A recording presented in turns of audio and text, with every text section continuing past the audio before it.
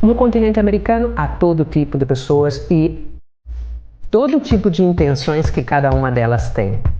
Em 2015, quando decidimos percorrer toda a América em uma estanciera velhinha, tivemos milhares de dúvidas sobre as pessoas. E como não encontramos informações a respeito em blogs, no YouTube ou em qualquer lugar, decidimos sair para o mundo e compartilhar em nosso canal do YouTube. Saímos com medos e incertezas e o fator humano na viagem nem sempre foi o que esperávamos e às vezes nós fizemos jogadas inesperadas. Hoje vamos compartilhar nossa experiência viajando pela América do Sul e quais são, em nossa opinião, os países menos recomendados para viajar pela América do Sul. É maio de 2015. Ligo a estanciera pela última vez em casa e pela primeira vez em viagem. Os primeiros quilômetros da viagem começam a acontecer e nosso grande sonho de fazer uma longa viagem está se materializando. Olho para cima e para a estrada. E no meio da loucura de emoções que estou vivendo por dentro, tento imaginar o que será de nós, como será nossa viagem, que coisas inesperadas enfrentaremos, como nos sentiremos vivendo tanto tempo em uma estanciera. E também uma que me dava muitas voltas na cabeça, que era como será as pessoas lá fora.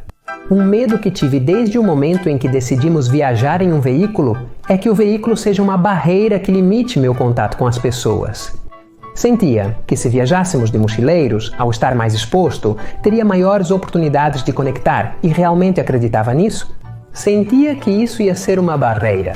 E além disso, havia a questão do contato com estranhos.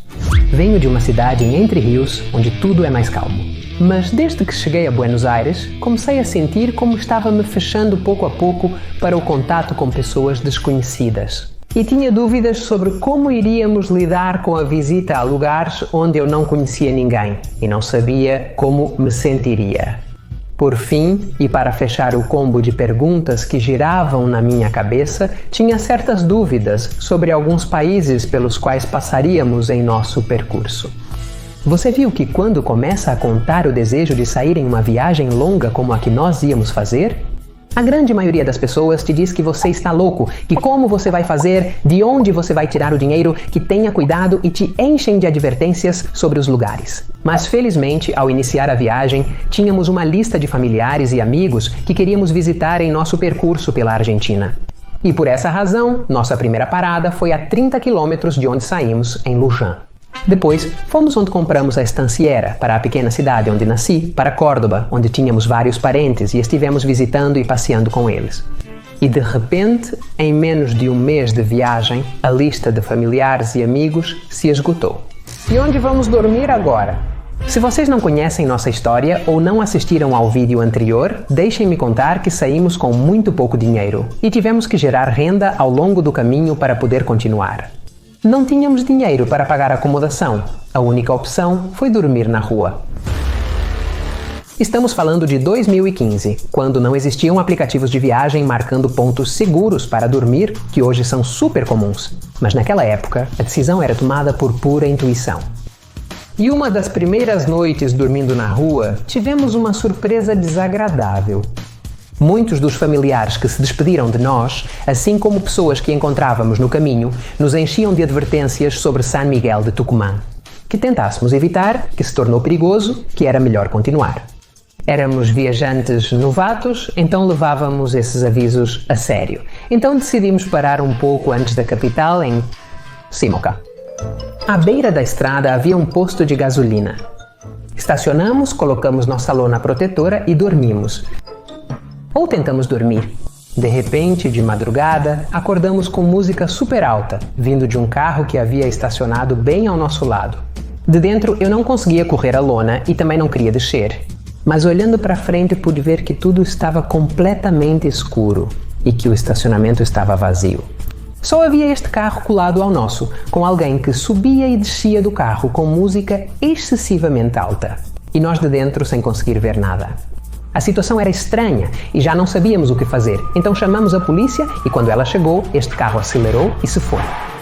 Nunca soube o que estava acontecendo, mas a experiência não foi agradável e assim começamos a dormir na rua. Chegando a Salta, estávamos experimentando problemas mecânicos com a Estanciera e em Cafayate, no norte da Argentina.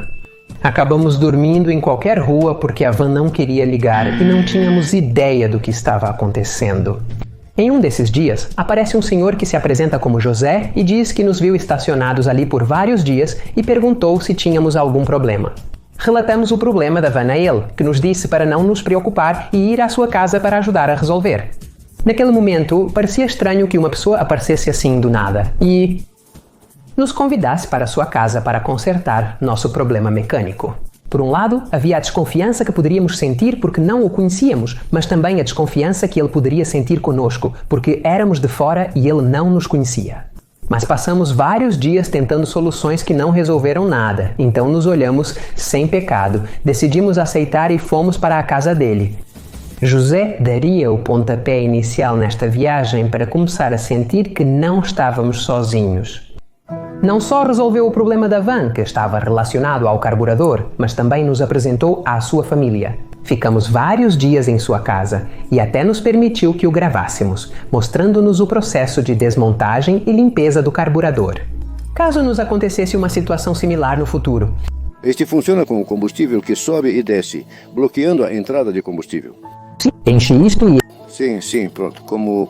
vaso sanitário. Eu não sabia nada sobre mecânica, mas a partir daí me senti poderoso com o conhecimento adquirido. E toda vez que algo acontecia com a Estanciera, mais tarde eu desmontava o carburador e o limpava para ver se resolvia o problema.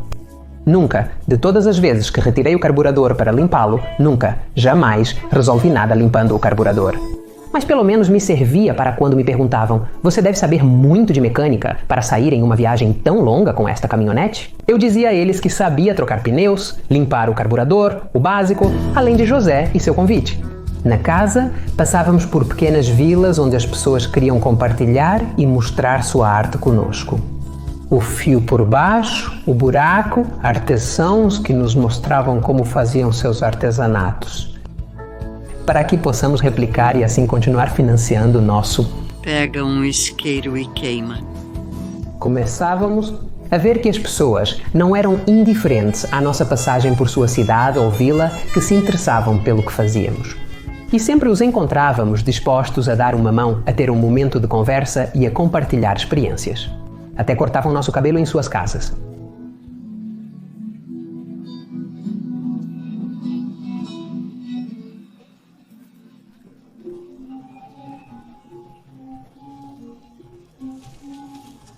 Também passaram a nos encher de advertências, recomendações e chamadas de atenção.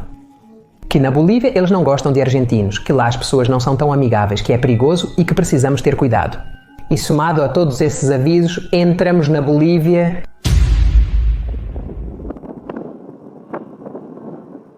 e o motor quebra. Ficamos presos na Cuesta del Sillar. Um trecho de subidas incríveis que marca a transição entre as zonas tropicais baixas e as zonas altas dos Andes bolivianos. Financiando nossa viagem com a venda de artesanato, era impossível para nós enfrentar o conserto de um motor. Mas conhecemos o Clube de Carros Antigos de Cochabamba e, com a ajuda de Carlos, ex-presidente do clube, fizeram uma coleta entre todos os sócios. Eles retiraram o motor, encomendaram peças. Eles nos colocaram em contato com Fico Ávila, um dos atores mais reconhecidos na Bolívia, que nos convidou para acompanhá-lo junto com seu elenco para outras cidades para ver seu show. Também fomos ao seu aniversário e a festas em sua casa. Conhecemos um monte de pessoas incríveis. Além disso, nos emprestaram uma casa totalmente mobiliada para ficarmos enquanto consertavam a van. Fomos convidados para cerimônias rituais, nos levaram para conhecer lugares e quando descobrimos que o motor estava rachado, uma empresa nos deu o conserto de graça, dizendo: nós queremos apoiá-los, que vivam os sonhos, incrível. Saímos de Cochabamba completamente renovados. A Bolívia nos marcou de muitas maneiras, mas agora estávamos indo para o Peru e novamente começamos a ouvir um monte de advertências. Que tenham cuidado, que lá não são como aqui, que lá é mais perigoso. E aí começamos a perceber que as pessoas falavam bem do seu lugar, mas nos enchiam de advertências sobre o próximo lugar, seja vila, cidade ou país. Nunca entendi completamente a razão pela qual isso acontece, mas acontece. Igual, entramos no Peru e o que aconteceu? Conhecemos Dudu, o prefeito de uma cidade costeira, que nos levou para conhecer a área. No mercado, ele nos apresentava pessoas. Fomos ao seu restaurante e ele cozinhou uma sopa de caranguejo, deliciosa para nós. Conhecemos Iraldo e sua namorada que nos hospedaram, nos ajudaram com problemas mecânicos, quando necessário, e até nos assaram pães argentinos. Conhecemos Maurício e Ângela, que nos deram um apoio fundamental quando, por causa do cansaço com os problemas mecânicos, quisemos terminar a viagem. Conhecemos mais clubes de carros antigos que nos convidavam para passear com eles e até para entrevistas na televisão e rádio. Tudo parecia indicar que nada era tão grave quanto nos advertiam e novamente voltamos a ouvir a frase: "Tenham cuidado com o Equador, as pessoas não são como aqui." E rapidamente tivemos um encontro com as forças de segurança. Começamos a vender em uma praça onde estávamos indo muito bem, mas vieram nos avisar que não era permitido. No entanto, eles sempre foram super amigáveis, entendendo que vivíamos disso e até sugerindo possíveis lugares onde poderíamos continuar nossa venda. Primeiro encontro no Equador. As coisas começaram bem, mas iam melhorar em Quito. Um artista nos viu vendendo na praça e nos deu um enorme quadro pintado por ela mesma para que o revendêssemos e ganhássemos dinheiro. Acabamos vendendo para um quartel de bombeiros, com quem compartilhamos ótimas conversas e tardes de chimarrão. E isso também era um aspecto que me fazia sentir ótimo ao viajar. As pessoas se interessavam pela nossa cultura e queriam conhecê-la, e assim como nós experimentávamos comidas novas, eles também se animavam com a troca cultural. É amargo, não é? Mas não se sente mal também.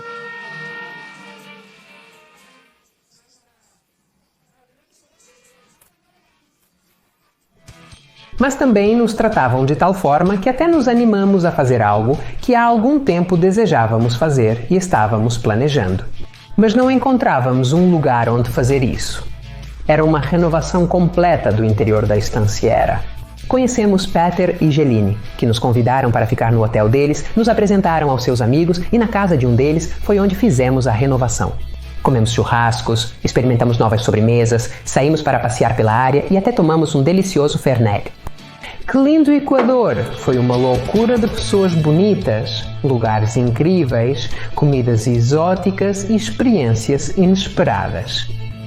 Mas apenas estávamos no meio do mundo e uma nova mudança estava por vir.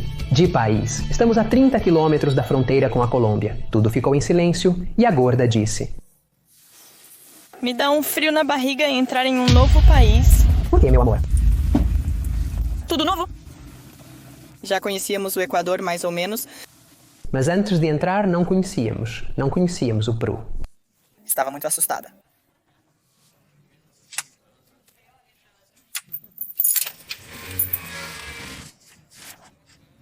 E nos divertimos muito.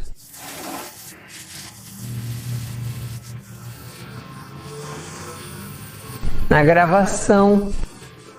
Eu pareço calmo acompanhando o Sim na gravação, mas internamente senti uma certa incerteza sobre o que iríamos encontrar. Na Colômbia, as pessoas viveram tempos terríveis, como no resto da América do Sul, mas aqui aconteceram coisas piores. E as guerrilhas e os grupos paramilitares continuavam presentes e se mobilizando em algumas áreas. De fato, eles nos contavam histórias que envolviam familiares e amigos. E até mesmo estivemos em áreas que anteriormente passaram por tempos muito difíceis, como a bela vila de Sílvia, em Cauca. Logicamente, eu imaginava que as pessoas poderiam se tornar mais relutantes, distantes e desconfiadas. Não me sentia tão confortável em ter que procurar um lugar para dormir na rua. O senhor era muito legal. Ele me disse que a taxa de câmbio do dólar estava em 2.750. Para os policiais, apresente apenas a carteira de motorista e o documento do carro. Não é necessário dar dinheiro a eles por nada. Pelo menos quem nos atendeu na fronteira foi muito legal. E com expectativa, ansiedade e certo frio na barriga, começamos a percorrer a Colômbia. Tivemos que continuar vendendo, então fomos para Pasto. E a televisão veio nos entrevistar pela aventura neste carrinho, como chamavam carinhosamente a Stancy. Na primeira noite, dormimos em frente a um supermercado em Pasto, tranquilamente, sem incidentes. Bom, vamos ver como isso continua. Seguimos em frente e um caminhoneiro nos parou na estrada para tirar uma foto e recomendar lugares adiante. Na verdade, acabamos indo para a casa dele depois, nos workshops, porque íamos para workshops, as pessoas eram super legais. Vale a pena viajar? Vale a pena viajar. E de repente estávamos vendendo e nos traziam as famosas Arepas. Bom, esta é uma arepa típica de Popayán. Molho rosado, molho de tomate, batata e pedaço de carne. Excelente. Nos levavam para festas, aniversários, nos convidavam para fazendas de café. Aparecíamos no rádio, na televisão novamente, e nos encontrávamos com pessoas muito inteligentes e até faziam coisas como esta. Aí está o número. Espero que tenha muita sorte. Vamos ver. Claro, não poderiam faltar os problemas mecânicos. Se tivessem escolhido um Fiat 600 que é mais leve... Força, força. Dia 3 de freios. Andy removeu a bomba para repará-la. E até aqui também nos davam uma mão. Quanto custa a rede para vocês? Vai ser um presente da terra de Bayfrenos e não vamos cobrar nada. Vai ser a nossa contribuição. Muito obrigado. Tenham uma ótima viagem. Mas o último grande desafio na América do Sul estava chegando, que era juntar o dinheiro para atravessar para o Panamá. Entre a Colômbia e o Panamá, a rota é interrompida e a única maneira de chegar é enviando a van em um container de navio. Mas isso tem um custo e não é barato. Estabelecemos uma meta. Se vendêssemos 300 quadrinhos, conseguiríamos juntar o dinheiro que nos faltava para a travessia. Conhecemos David e Luzma, que nos hospedaram em sua casa e a transformamos em oficina. Começaram a contatar amigos e familiares, que se juntaram ao objetivo, ajudando a compartilhá-lo nas redes sociais. Mais pessoas se juntavam ao sonho, aproximando-se cada vez mais do objetivo. Em meio a tudo isso, foi o aniversário de Sim. E de uma padaria até nos deram uma cesta cheia de pães assados. Alcançamos a meta, comemoramos o aniversário de Sim. E entendemos que o medo com o qual começamos esta viagem em relação às pessoas foi se dissipando aos poucos. E que isso nos permitia agora desfrutar ainda mais da viagem. Que o mundo está cheio de pessoas maravilhosas, dispostas a dar uma mão ou uma calorosa boas-vindas. E que pelo carinho ou preocupação de que nada de ruim nos aconteça, muitas pessoas queriam nos aconselhar com boas intenções, refletindo seus próprios medos em nós.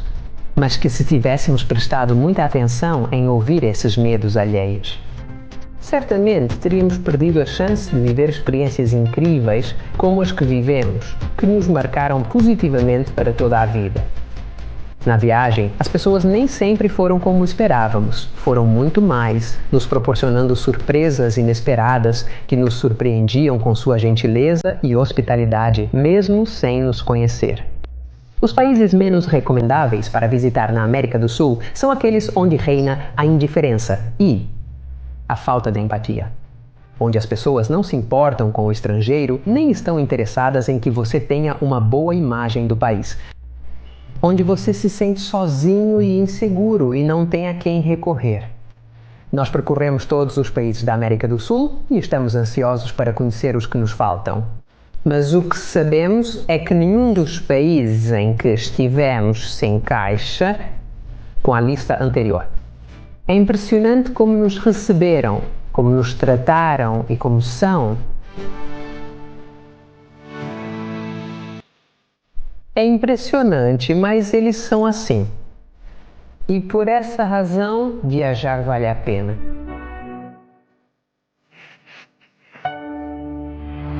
Claro que depois teríamos que enfrentar a América Central e novos desafios, onde os poucos recursos, as maras e a delinquência se apresentavam dando um novo nível de tensão na viagem e com as pessoas.